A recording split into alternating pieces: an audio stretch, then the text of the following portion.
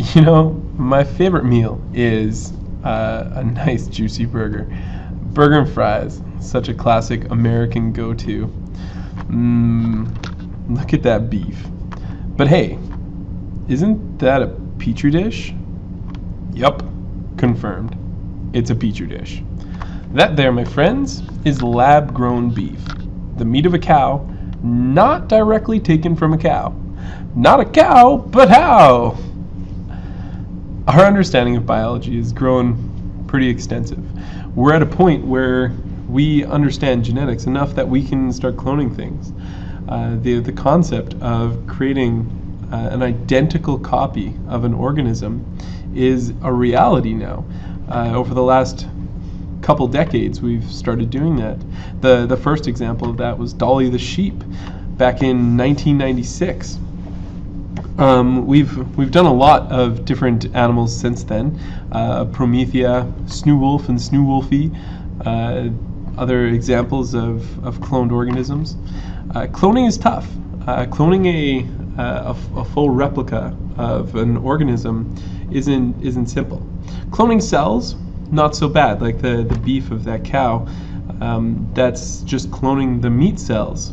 The muscle cells of the cow and getting those to replicate themselves over and over and over again, and then before you know it, you've got a whole bunch of cow muscle, which is our burgers. So all of this cloning brings about some really important questions, and that's what we're going to explore today, talking about what kind of ethics and what kind of moral decisions do we have to consider as the human beings who have got our technology to a point where we can make identical copies of things.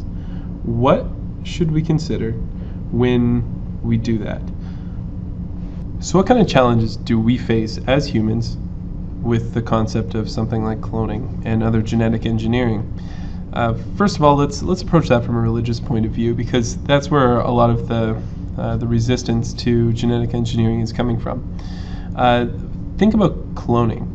From a religious point of view, what happens with that clone?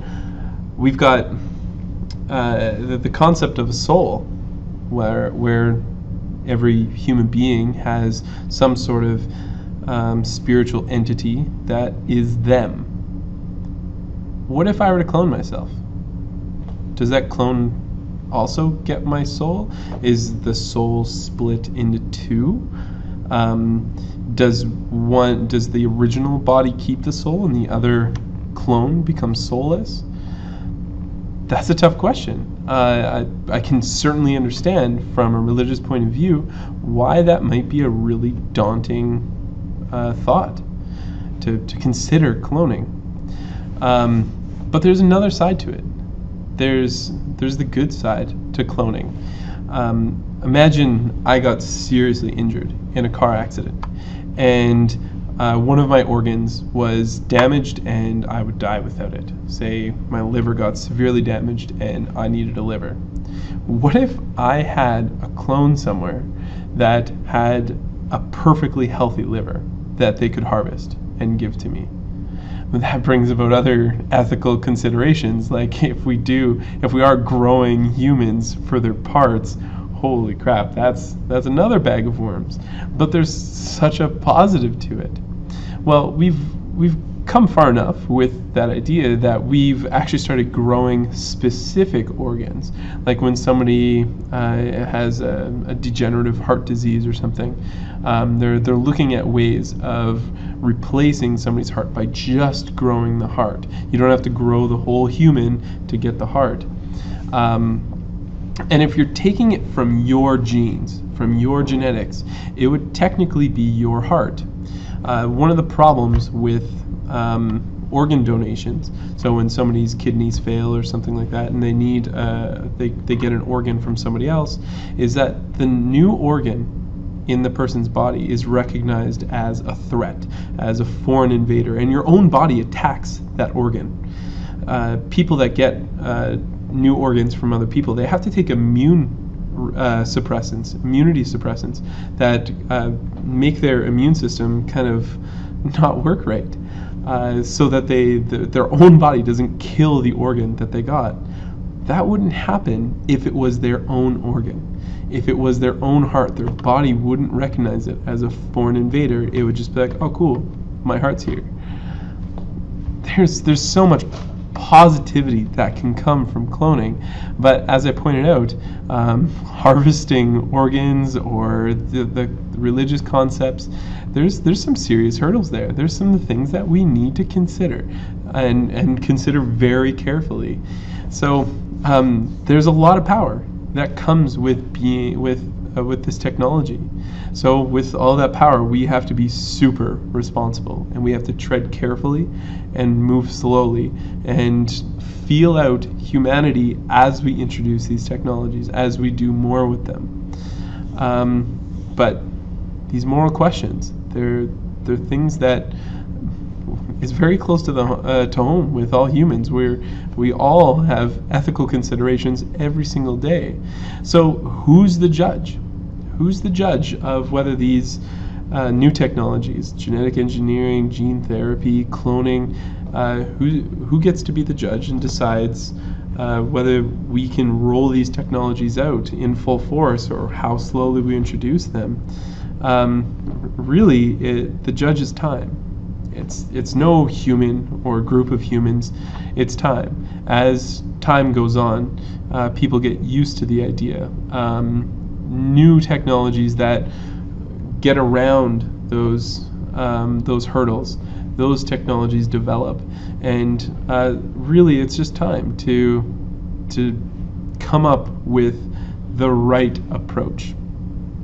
And so all of these new technologies, they're great, but we just gotta wait it out, tread carefully, walk slowly, and keep at it, because there's so many good things that I know I'm really excited for. Another controversial topic to do with genetics is genetic engineering. This is referring to any technique that alters the genetics of an organism. We can casually do some genetic engineering with artificial selection. By specifically selecting which organisms get to breed, we kind of decide what their genes look like. There's more direct ways of doing that, though. Like before an embryo even starts, we can go in and modify what DNA is in there to an extent. There's also some other cool techniques like gene therapy. Gene therapy is where we have like even a full-grown adult, we can use viruses actually to go in and alter the DNA of the human. Any organism that has had its genes modified, we call them GMOs, genetically modified organisms. There's lots of activist groups that are against GMOs, and the main reason is it's pretty hard to tell specifically how the organism has had its genes modified or adapted. And some of the potential things that we've done with genetic modification has a few people on edge about whether this gene modification is really safe for humans, particularly in agriculture. A lot of our food, all of our food that we eat is all genetically modified, at least by artificial selection. Let's look at this cool picture.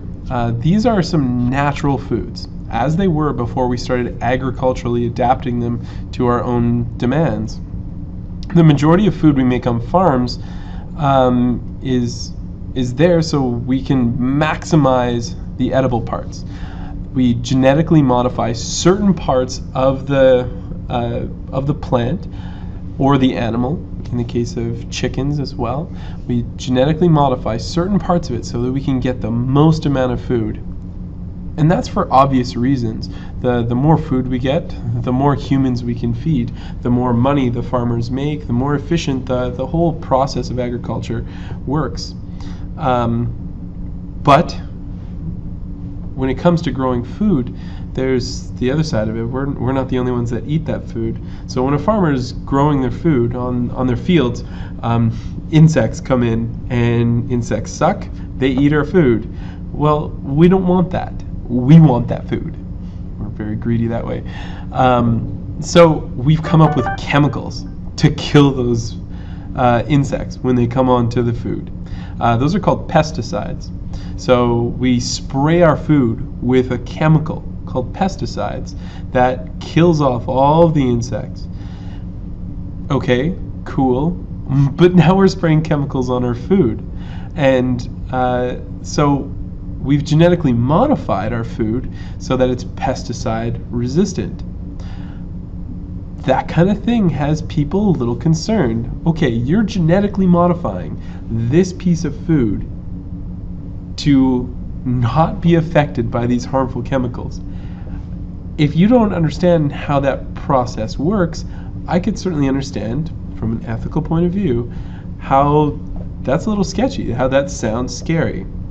A lot of science has gone into answer that question of, like, is this food safe for us to eat? And of course it is. We would have humans dying off in droves if this was actually an issue. It's not true. We consume that food. All of us consume that food on like a daily basis, and our human population is thriving. So it's not really bad. And most genetic modification has been overwhelmingly positive. We're making more food. That's a big one. Like, if you can get the food to grow faster, and instead of getting 3 harvests in a year, you get 4 harvests, that is a huge increase in output. So, like, yeah, GMOs, they're good for us.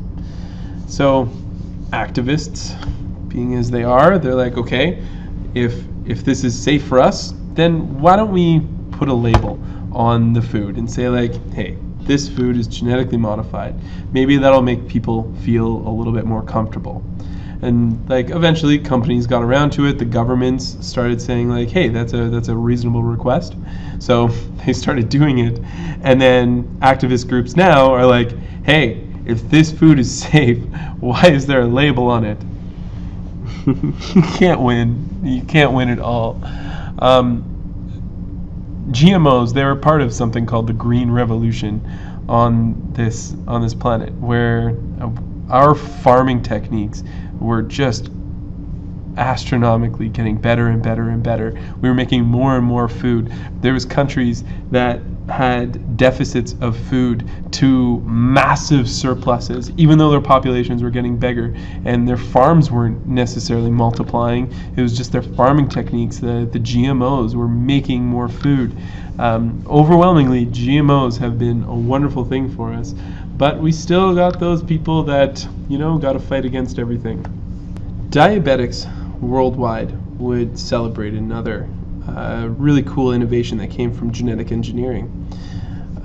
Somebody with diabetes is somebody who doesn't produce insulin, or at least they don't produce enough insulin. Insulin is a hormone that's produced in your pancreas. Its job is to enter the bloodstream and cause the sugar in your blood to get bound up. It takes the sugar out of your bloodstream. If anything builds up in your bloodstream, it can become toxic. Sugar is no exception. If there's too much sugar in your blood, it can kill you. Somebody who doesn't produce insulin, they don't get to take the sugar out of their blood. So when you consume foods, almost any food you consume has sugar in it. So somebody with diabetes, they don't get to ever take that sugar out. They really quickly build up sugar, and within hours or at most a few days, diabetes becomes fatal. It's a really fast-moving death sentence. Meet Dr. Elliot Jocelyn. Dr. Jocelyn was the first diabetologist. None of his patients survived, ever. He did learn some things, though.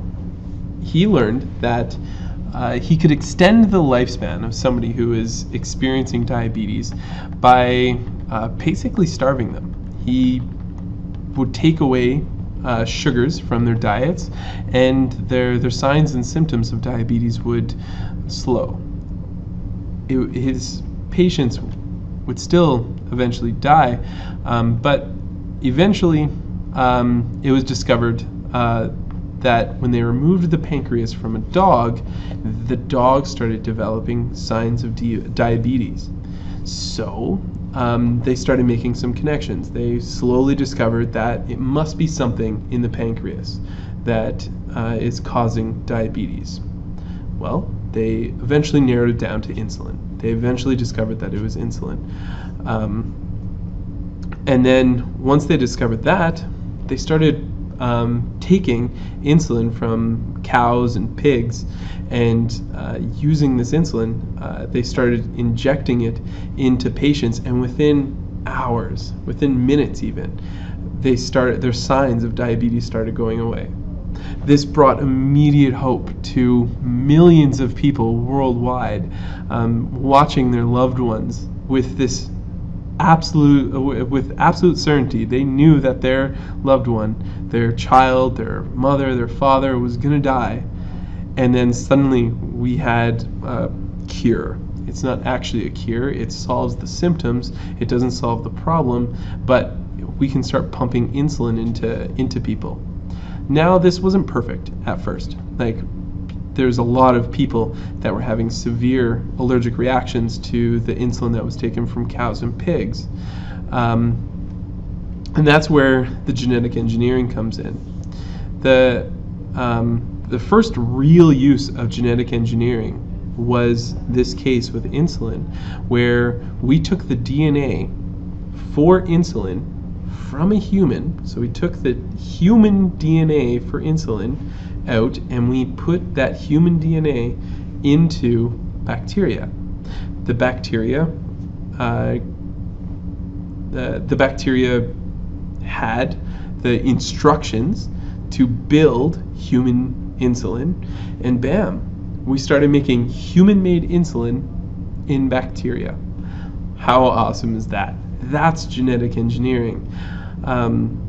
Dr. Jocelyn's work on diabetes was amazing. The guy, he brought hope to people that for such a long time it was just a death sentence. Unfortunately, it wasn't until a few decades after he had passed away that the human DNA was transferred into the bacteria, the genetic engineering of them to produce human insulin. That didn't come till a few decades after he died. So we never got to see that happen. But man, this guy's work brought so much hope to so many people. Human medicine, it's so powerful. We solve so many problems with our scientific process, and genetic engineering, we're just scratching the surface with the kind of things we can do with it. Let's summarize. We've made some really epic progress with our understanding of DNA and the code of genetics, the code of life. We've come far enough that we've even learned how to manipulate the code of life. We're pushing the boundaries, we're testing the limits, and we're trying to see what things are acceptable and what things aren't. Things will slowly normalize as we give it more time. Think of slavery. At one point, slavery was acceptable. It was even kind of looked at as like a good thing, like, oh, cool, you've got slaves. Now, in today's world, we look at anybody who still supports slavery as if they're the lowest scum on the earth. Time changes things. At the current time, like genetically modified organisms, cloning, genetic engineering, we're still looking at that as maybe not a good thing. But there can be no doubt, genetic engineering is a positive thing. It has positively impacted millions of people with our agriculture, our medicine, and further study into this technology and this research field. It's a controversial thing, but its potential rewards are limited only by our imagination. We're done for today. Genetic engineering, fun topic. Till next time.